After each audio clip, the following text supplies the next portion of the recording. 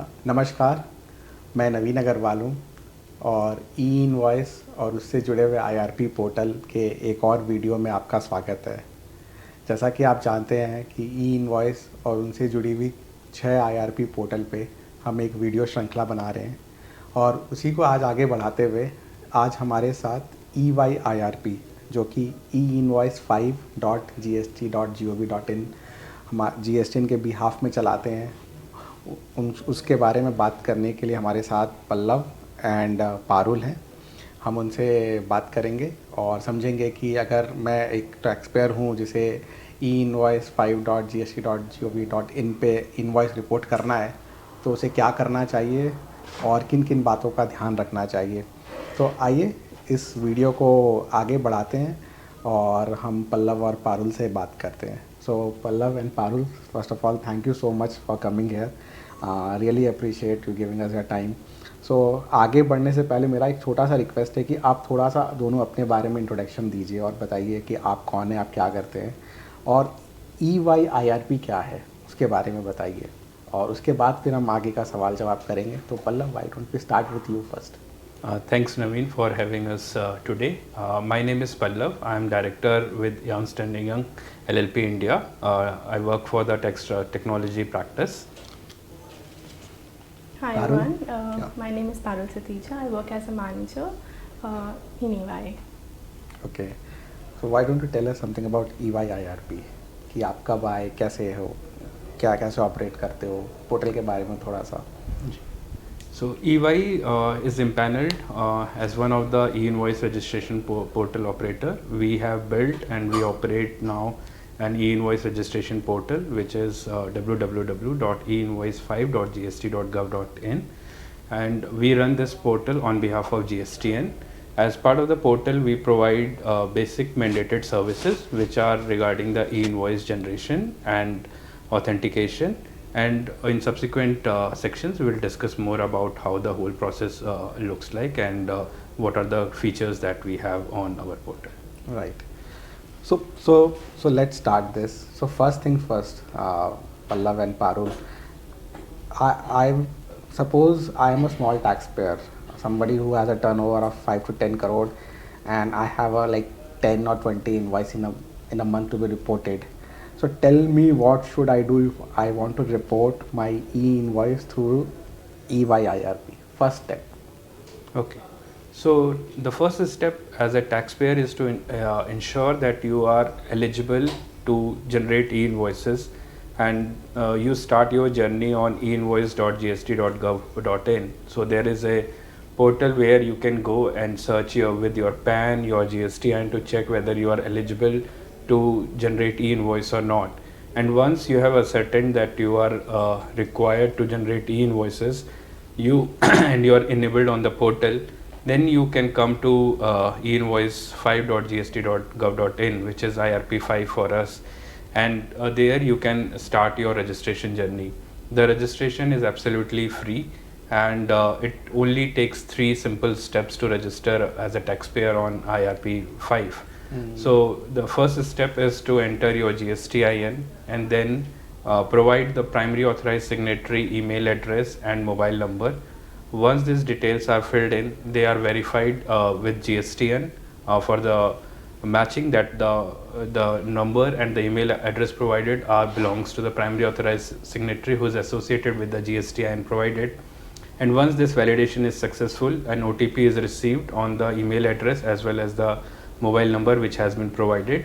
And once you fill in your OTP, you are taken to see your basic details which are completely pre-populated. You simply need to see whether they are the most updated details as available with GSTN and as we have been maintaining as an IRP. And then subsequently just create a username and password, and you are ready to start your journey with IRP-5. Okay. And this whole process like under 30 seconds. Yeah. Interesting.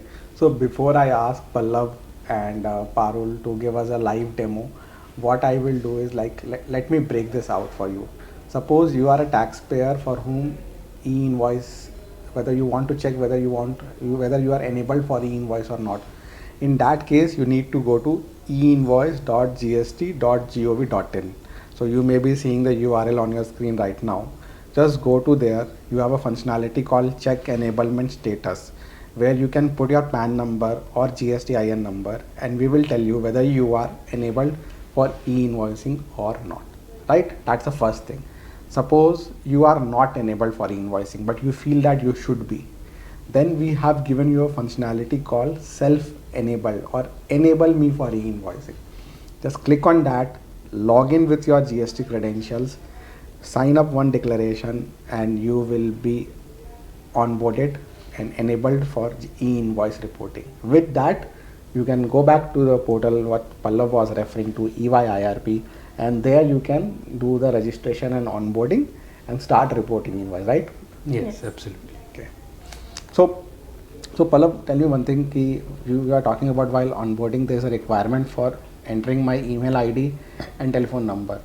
So does this email ID need to be the same which is for the authorized signatory in the GST portal, or can it vary, or how does it work? Yeah, so as part of operating this platform, we have a mandate to do a basic KYC, and that ensures that the person who is signing up for the GSTN actually is the primary authorized signatory, and these details are only with GSTN. So when you enter these details, we as a body acting on behalf of GSTN pass these details to GSTN, and they tell us whether the combination of GSTIN, primary authorized signatory, mobile number and email are valid. And once it is valid, only then you get your OTP. So it ensures that there is an authenticity to the process, and the details are same, and one and the same person is initiating the registration who is authorized on the GST portal as well. Right. Fair enough. So with this, like, we have completed the first step. So I will just request you to give us a small live demo if possible, so that we have a look and feel of how the UI looks and exactly where I have to go, right? So please help us with the demo.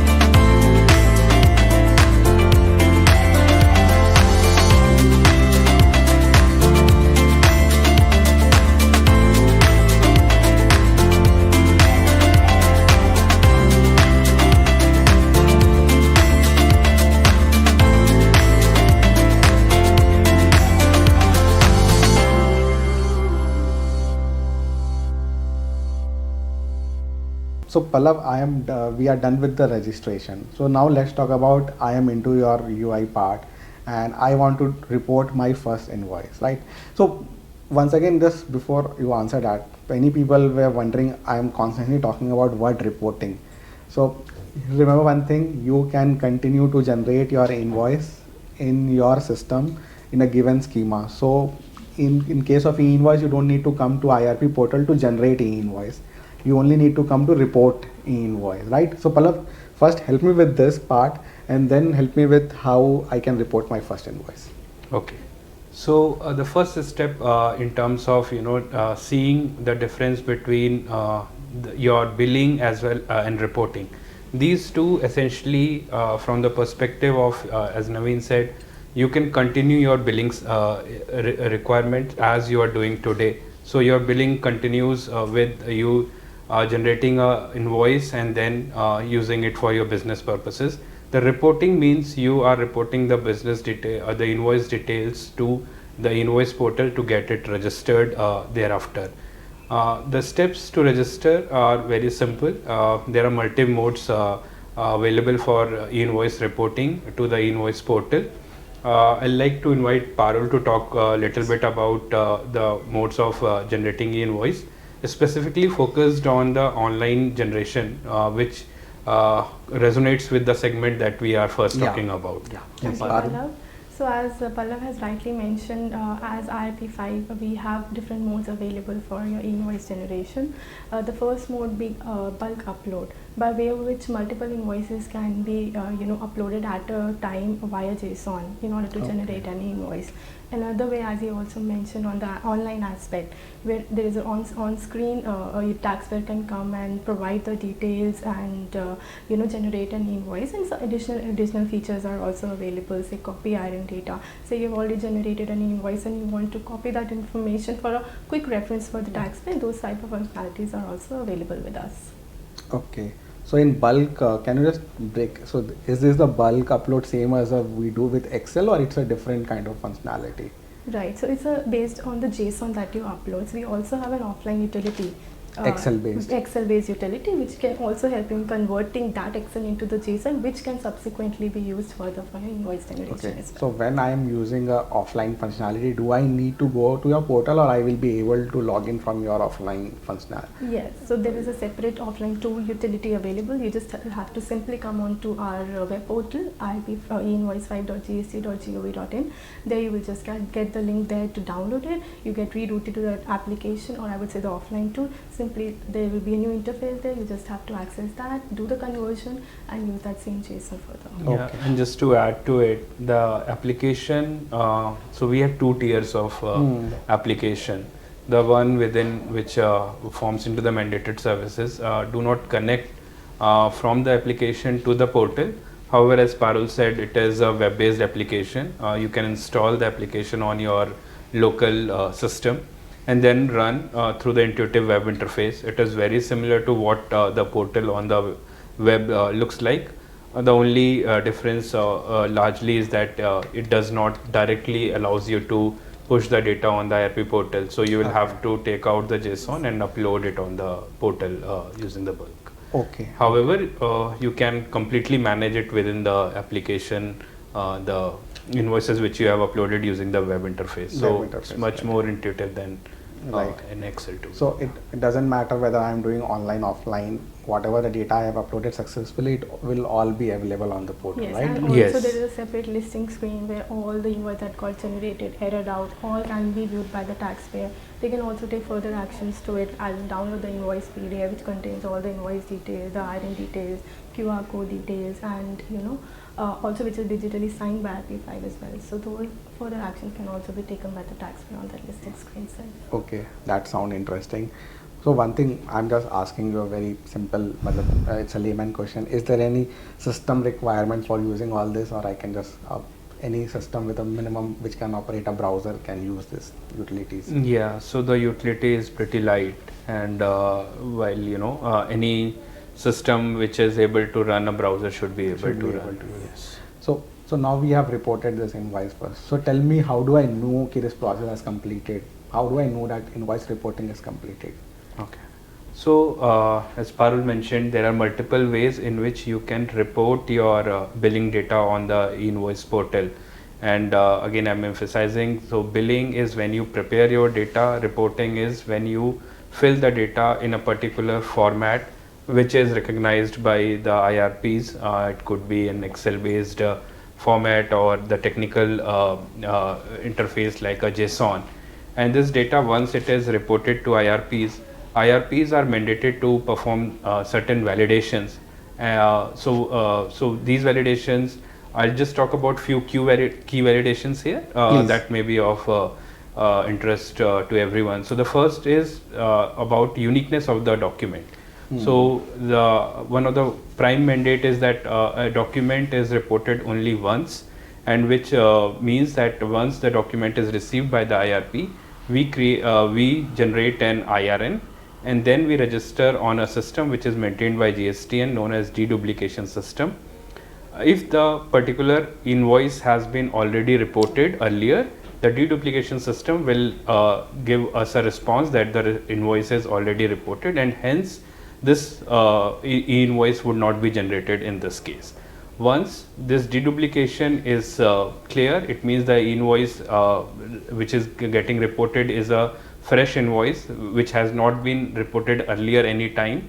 Then we perform some of the validations which are related to GSTN, whether the buyer GSTN is valid, whether he was active on the day on which the transaction took place, and whether the tax amount are actually the totals are correct or not, and any other validations which may be very specific to the transaction types depending upon whether it is a B2B, deemed export, or any other transaction type.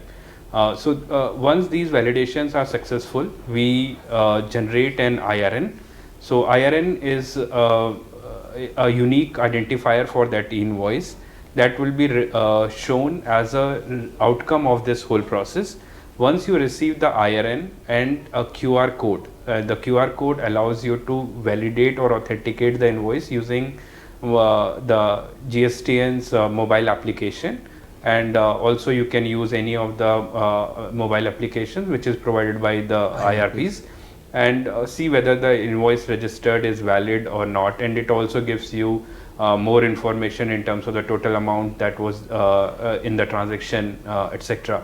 So all this information, the QR code, IRN, are immediately sent as a response to you, and in IRP portal, assuming you are logged into the portal, you should be able to download as a PDF which will bear the IRN number as well as the PDF, the QR code for you. Now this you can either use as a means of exchange with your buyer, or you can print the QR code and IRN if required. The QR code itself contains the IRN, but in case you want to mention both, you can mention both and then send it on your business format. Right, very well said actually. So one thing I will just like to reiterate again is that if you are a taxpayer and if you want to check the uniqueness of an invoice, you should always check the IRN number. Every invoice generated across the financial year will have a unique IRN number, right? Yes. And that IRN number remains unique. No IRN number is reused again. So if you have an invoice, you should go to the GST, e-invoice.gst.gov.in. There is a search IRN functionality. Put that IRN number and it will tell you the status of that IRN, whether that IRN is active, cancelled, and to which IRP it was reported to, right? Other than that, another important aspect of an invoice is a QR code. And this QR code is not a normal QR code which you see on your payment apps and all. It's a digitally signed QR code, means it's locked by a key, and it can only be read through another key which is available with very limited player in case it's available in our app or the app by the IRP portal, right? And this QR code has 12 attributes, so it's a very data heavy thing, and once you use our app, you can able to verify which are these 12 fields, and then you can check what are the attributes mentioned in this QR code along these 12 fields in comparison with what is printed on that invoice. And in ideal scenario, these things should match, So these are the two ways in which online and offline mode in which you can verify an invoice. And so am I right, Pallav? Yes. So now, Pallav, I have enabled myself. I am on your portal. I have reported my first invoice. Now tell me, how does it get into a GSTR1 and what happens, and how does this journey happen? How do you ensure that whatever taxpayer has reported on your portal comes to the GST portal? How does this happen, and can you talk something about recon and all? So how does it work in the background? Absolutely. So as you know, we are empaneled and we have obligation to report all the transactions that have been generated by us to GSTN. And I'm happy to report that the way this ecosystem has been advanced, we are sharing the data in every 15 minutes, all the data that has happened. And so all the invoices which have been successfully generated are bundled up, and these invoices go to GSTN. We do a 2 level of reconciliation to ensure each and every transaction which are with us are reported to GSTN and ultimately reflect in your GSTR1. The first one is with the dedupe system, which I briefly mentioned, because it's a source of truth in terms of all the IRNs that have been registered with us. And second set of reconciliation is done with the GSTN in terms of all the IRNs which they have received and what is available with us. So with these two reconciliations, which are done in an automated fashion, we are able to ensure that all the invoices which we have generated as an IRP, we are also reporting it to GSTN. And also I'd like to add a bit more around the data retention policy, which is again a very unique setup that we operate, which ensures the data remains with GSTN, not with us for long. So we purge the data after every 48 hours with us, and hence this reconciliation process being timely is very imperative, that we complete this reconciliations within time, so that once the reconciliation is confirmed, that for the day that all the invoices which we have generated during the day have been reported, we successfully post this, we purge the data that is with us. Oh, that's interesting. The amazing part is, suppose you have reported your invoice around 4 p.m. by 4/24/2025 or between 4:30, that invoice is in our GSTR1. That's really wonderful to see. Well, I just reflect upon how far we have come from where we have started. Absolutely. So now we have auto-populated this invoice, right? So this was have too good a scenario. Tell me something, if what kind of problem you encounter, or what kind of error taxpayer may see, and how do somebody should navigate that? Can you just throw some light on that? Okay. So in terms of business error, as I said initially, there are a set of validations we do. So initially, when you are trying to get onto e-invoicing as a ecosystem, the first thing is around the readiness of the data, whether my data is in the format which the government is looking for, and the technical specification, the JSON specifies it. However, to simplify it, there are multiple tools, like we have our offline tool and other Excel based utilities, which can be your first set to identify the data and whether the data is valid or not. Because in offline tool, all the validations apart from few master validations are already taken care, which largely around whether the GSTN is valid or not valid, everything is taken care in the offline tool itself. So the first step is always to ensure that the data is correct and meets the requirement. However, talking about just the validations part, the first is around the uniqueness itself. Many times it happens that the invoice may be reported, and again by mistake or by a system error is being uploaded again on the portal. Right. So you will receive that there is a duplication error that comes that this invoice has been reported. And just to re-emphasize, while the data remains with IRPs for 48 hours, but this deduplication check is being done through the deduplication system, and hence the data has to be unique across the lifetime. Right. So, and then moving on, apart from the basic check on the validation on the duplication or the uniqueness of the invoice, the second is around the parties involved here. It could be whether on the day of the invoice you as a supplier were in the system, registered, active. Similar applies for buyer. Right. And then other transaction details in terms of the tax rate, the amount being equal to your tax rate into the line item amount, and then the totals. So these are the basic checks that come. And the purpose of mentioning the offline utility as a great starter is these all validation except for the GSTN and the uniqueness of the invoice, everything is being done in the offline tool. And you would be able to easily identify what errors you can get and then rectify within your local system. And once you are successfully generating passing the validation of offline tool, the chances of invoice not getting registered on an invoice registration portal become almost minimal. So basically you are saying in offline utility, if there is some error, it will show proper messages. Proper messages, yes. Messages are The there. local Yes. systems. Okay, so and with that messages you can debug Ye- whatever the Correct. issue is. Basically these are business validations, which Yes, makes sense. absolutely. You need, must have kind of validations. Okay, that sounds very interesting. And one thing I really want to take from this was like your emphasis again on the importance of offline utility instead of putting your time in the online utility, right? Yes. Yes. Okay. So with this, tell me what kind of customer support you have. Despite all these messages, everything, if I do face some problem, is there any customer help desk where I can reach out, and how do you solve that thing? What is the mechanism there? So just throw some light on that. Arun. So our platform, as I initially mentioned, that it's very friendly, user friendly, and we have comprehensive user manuals, FAQs already hosted on the portal in the help section. Any taxpayer can guide through that and take references on the e-way bill and e-invoice processes. Right. Additionally, any of the taxpayer have any issue, any concern, want to raise a grievance, they can anytime reach out to GST self-service desk as well.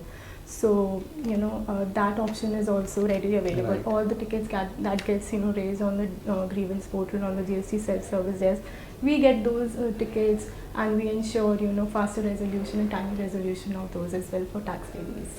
Okay, so just to clarify, do you have anything other than GST help self-care system? Is there any particular email ID or help desk number from your side? Not really. So for mandated services, we are leveraging the GST system. help desk.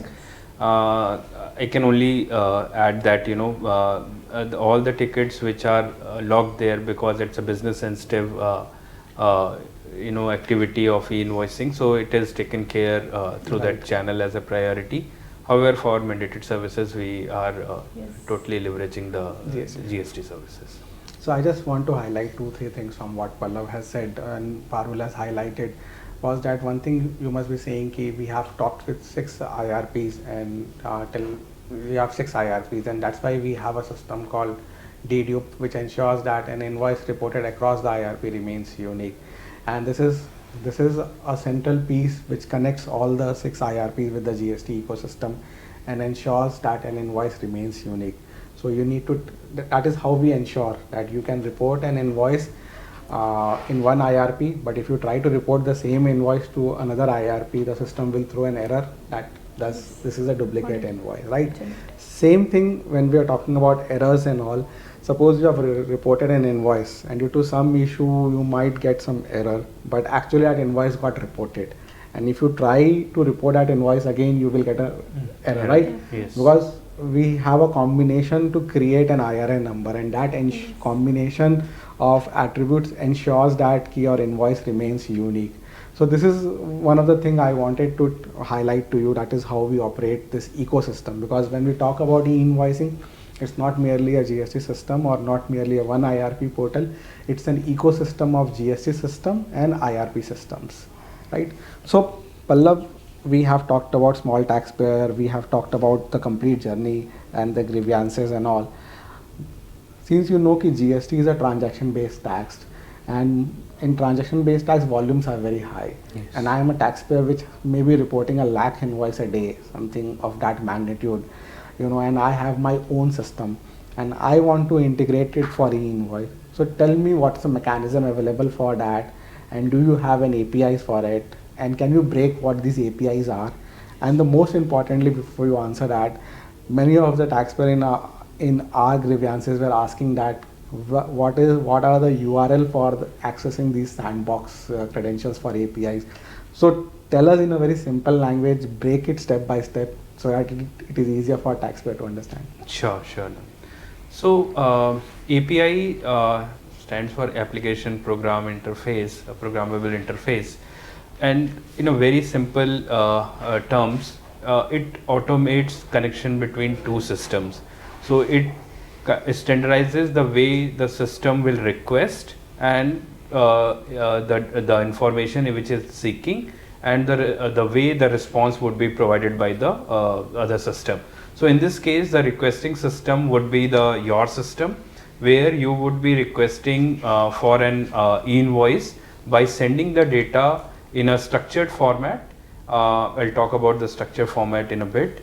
And once we receive the request, we process the request and respond back with the two outcomes, which are the signed invoice and signed QR code, and which also contains the IRN. Now, how do you start your journey of automation? So to start the journey, the first portal that you need to visit is the Sandbox portal, and for us it is sandbox.e-invoice5.gst.gov.in. And Sandbox is like a playground, in a very simple word. It allows you to test all your API integrations before you actually start generating your invoices in the production system. So once you come to this portal, sandbox.e-invoice5.gst.gov.in, the first step is to read the documentation which is available pre-login. So it will allow you to understand how is the process to, what are the APIs, what is the process to integrate these APIs.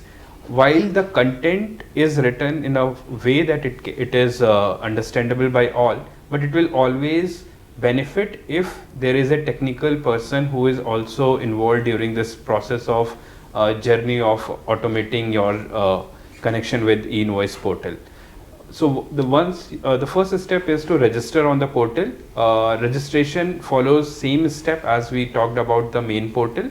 You start with punching your GSTN, your mobile number, your email address of the primary, any ERP in between, and then those would be given the identifiers of the client ID, client secret. However, you would be connecting using their identifiers into the system. I'll talk more about the direct integration, because in terms of intermediary, you will always have a intermediary who would be helping you in this journey of integrating with an IRP.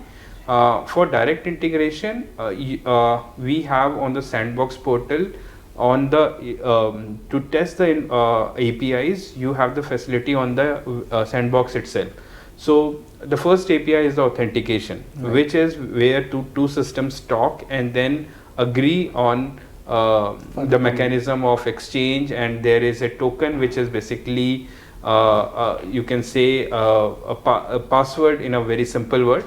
In terms of whenever you are making a request, you pass the token which says whether you are holding the right session, whether you are authorized for the action you are trying to perform or not. So the first one is the authentication API, and before you try to call this API through any of the external API testing ecosystem, let's say some common tools like Postman, etc., you can simply use the web interface testing which is available on the Sandbox. You simply click on the authentication API, fill in the client ID, client secret, and generate token. This will give you a basic understanding in terms of what are the parameters to be passed and what would the response look like. Right. Once you have got the token, then you can try the core e-invoice APIs, which is on the generate e-invoice, where again you paste the token and then pass the payload. Payload is a JSON payload which follows the schema which is published by GSTN, and then you send this submit this payload, and then you get back the response of the invoice registered. The APIs are completely same across us and IRP1, and like to emphasize this, and this has been done purposefully in the design so that if a taxpayer is even moving from one IRP to other IRP, the technical integration remains same with minimal changes. Only URLs and all. Yes, only the URLs change. Rest all the request, response, error messages, etc. remain consistent. And that's a beautiful design in terms of ensuring there is a portability across IRPs. Right. And hence, if you experience the APIs on any of the IRPs, they will remain same. Only maybe the way you interact with them on the portal, etc., may be different, but the specifications wise they are exactly same. Yes, right. Wonderfully explained, Pallav. So support system remains same, right, for API related issue, or you have a different mechanism for API related issue? Yes, it's same. Just I'd like to add that for GSPs and intermediaries, because they represented set of clients, so they Right. usually get a different channels to report it. Report that. Yes. So one thing I would like to highlight, as Praslav was saying and Parul was highlighting, is that there are certain services in 4 of the IRPs, starting with IRP 3 to 6, which are free of cost. That include invoice reporting. However, they are allowed to offer some value-added service for which the pricing is decided between the IRP portal and the recipient of that services. So that's what we call as a value-added service. So Pallav, I think we have almost covered the journey so far, and since we have come to an end of this conversation, I will just do you have any last word on this and anything which we have missed you want to highlight to taxpayer, both of you? Okay, so first, okay, I'll go first, and then maybe Parul can add. So I'll just add that there's a deep thought process which GSTN has expanded the ecosystem, and it's more of a ring structure today. If I try to give a terminology to the structure that we have on IRPs, so with GSTN. Core system and deduplication in the center, and then all the 6 IRPs on the periphery, and all the 6 IRPs are acting on behalf of GSTN to authenticate the data and ensure the data goes back in GSTR1, and they themselves are ensuring that they are having similar standard set of processes, standard set of specifications to ensure a client has a seamless experience while moving from one IRP to the other IRP, and there has been a constant endeavor to ensure all the services, especially the mandated services, remain consistent. And I'd like to kind of thank GSTN here in terms of ensuring that we as a new IRPs also were able to provide same services which the existing IRPs had, and hence it ensured the clients can move from one IRP to the other IRP.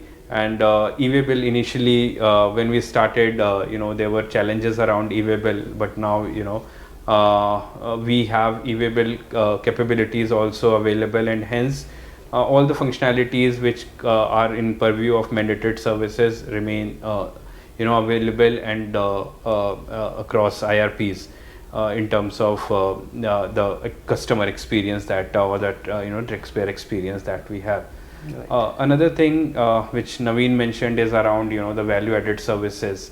So while the premise in terms of why someone should choose one IRP to other IRPs could be driven by 2 decisions: how e-invoicing is seen as a digital enabler in the organization. So if the e-invoice journey for the organization is limited to tax compliance, then the mandated services will resonate and cover the compliance for free of cost. However, if e-invoice is seen as a enabler of digital supply chains, automation of account receivable, payables, etc., and then there's a host of value-added services which IRPs engage with the client to understand their requirement and then try to fulfill them and generate business outcomes for them. So these would be my closing comment in terms of thanking you for expanding the network, and then creating a clear demarcation between the way taxpayer is looking e-invoicing from the perspective. If it's for mandated services, it is available across IRPs seamlessly with similar experience, free of cost. And if a taxpayer is looking to expand and explore more opportunities, then the private IRPs are providing value-added services. Right, and to add to Pallav, I think the whole intention why we came up was to diversify or deviate the traffic that we were getting, and I think we as IRP have successfully achieved that. And as you also mentioned, that the standardization that we have tried to capture across the IRP also will not be that tough for the taxpayer to switch it from one IRP to another. And also the scope that we are now enhancing in terms of bringing the value added services also gives more opportunities, I think, even to the taxpayer to widen their business. Right. So this was Pallav and Parul from EY IRP explaining about the functionality available on that portal, and we are very thankful to both of you for taking our time and speaking with our taxpayers. In the next video, till we meet next time, we will meet with the new IRP and explore how that IRP and the functionalities available on that portal work. Till that time, thank you, goodbye. Thank you so much, Nandini. Thank you. Thank you. Really appreciate it. Thank you. Thank you.